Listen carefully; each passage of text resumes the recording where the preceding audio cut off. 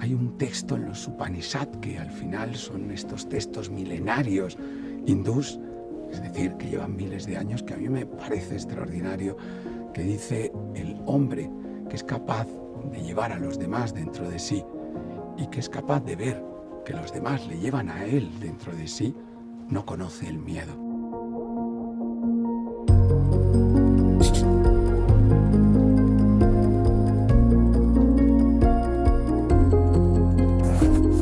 El tejido de la vida moderna en una cultura individualista parece estar compuesto de hilos en los que pensamos en nuestros retos personales, pensamos en aquello que solo nos concierne a nosotros mismos. En medio de esto parece fácil olvidar la empatía. Parece sencillo que no nos demos cuenta de que en realidad la mejor forma de ayudarnos a nosotros mismos muchas veces es ayudar a los demás. Por eso me parece muy valiente de vuestra parte que las voluntarias y los voluntarios CaixaBank seáis capaces de daros cuenta de que hay problemas a los que no podemos olvidar asistir, que hay situaciones que tenemos delante de nosotros y que llegar hasta ellas es algo muy importante para los demás, por supuesto, pero también para nosotros mismos. La empatía tiene que ver no solo con la compasión hacia el otro, tiene que ver con la necesidad de echarle una mano. Y eso es lo que estáis haciendo. Y eso yo creo que es lo primero que os tengo que agradecer. En una cultura en la que ponerse de perfil ante ciertos problemas es lo habitual, invisibilizar a aquellos que sufren, vosotros estáis poniéndoos de frente, vosotros estáis mirando a la cara al sufrimiento. Y eso es algo que me parece extraordinario. Hay muchos ejemplos de esto en la vida cotidiana, si nos fijamos. Sois valientes, pero no sois los únicos. En realidad, incluso en los periódicos de vez en cuando nos asaltan noticias de personas que han sido capaces de escuchar el sufrimiento ajeno y han tenido esa necesidad de echar una mano. Una de las historias que a mí más me han conmovido, de las que he escuchado o he leído, ha sido la de Wesley Otrey. Este era un obrero de Nueva York que entra con sus hijos de la mano en el metro y de repente ve como alguien a su lado cae en las vías del tren. Él no sabe qué ha sucedido, pero sí sabe que hay un convoy viniendo hacia ellos y que efectivamente va a atropellar a esta persona. Luego se supo que había sido un ataque de epilepsia lo que había sufrido este individuo. ¿Qué hace Wesley? Se tira a las vías del tren, se pone encima de esa persona y la tapa para que cuando el metro pase por encima de ellos. Esa era su intención. No hubiera podido ocurrir, se los hubiera llevado por delante. Milagrosamente, el tren para justo a centímetros de ellos.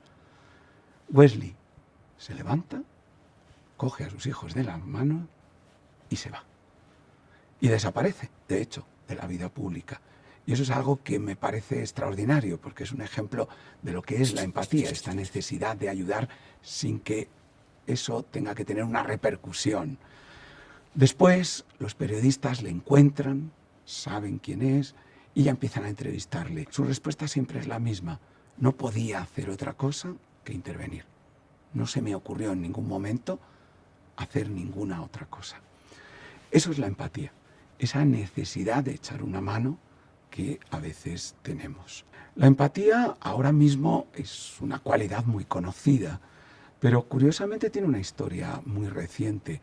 Hace aproximadamente 100 años, un psicólogo, Titchener, acuñó el término y lo introdujo en uno de sus artículos. Desde entonces ha tenido como un éxito arrollador. De hecho, cuando yo empecé a pasar consulta, a hacer divulgación, se hablaba muchísimo más de otras cualidades, como la fuerza de voluntad o el autocontrol.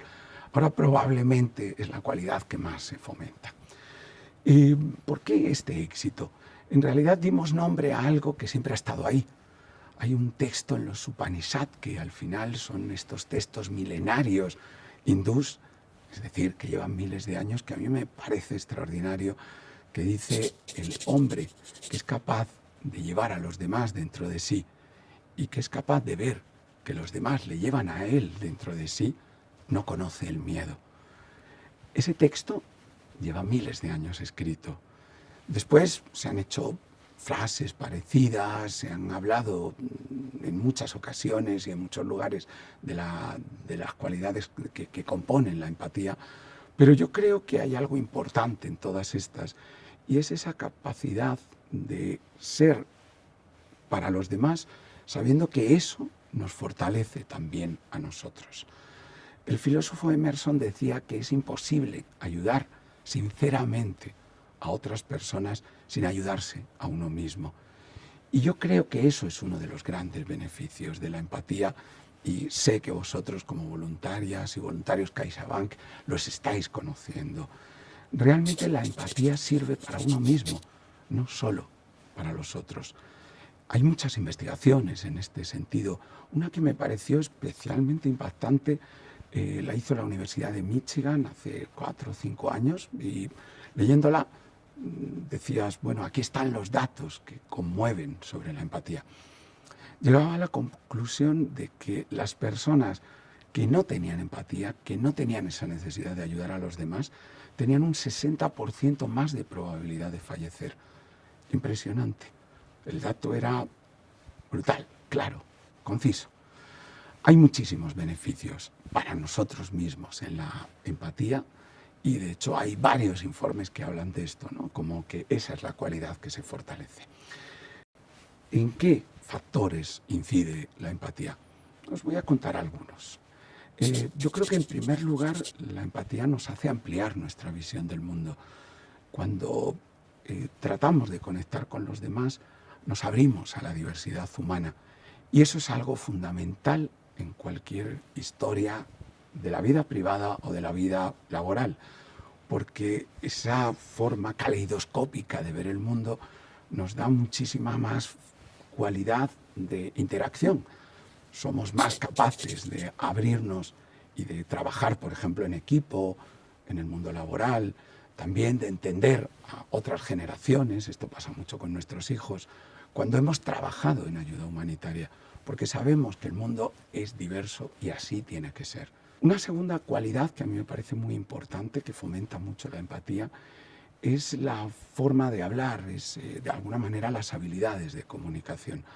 Yo creo notar las personas que han trabajado en ayuda humanitaria, las personas que han colaborado como voluntarios, porque su comunicación es muchísimo más rica, por ejemplo, emocionalmente. Son capaces de conectar más con sus emociones porque han visto la importancia de conectar con los sentimientos ajenos. Saben lo que es el sufrimiento, lo han experimentado ya no en carne propia, sino a través de los demás. Han visto que hay situaciones en las que el dolor es muy importante, y ellos son más capaces de tener como sus termómetros emocionales, de decir, oye, mira, no estoy bien, oye, ¿cómo estás? Ese tipo de comunicación, digamos, más abierta a la emoción, creo que es característica de personas que han vivido la ayuda humanitaria.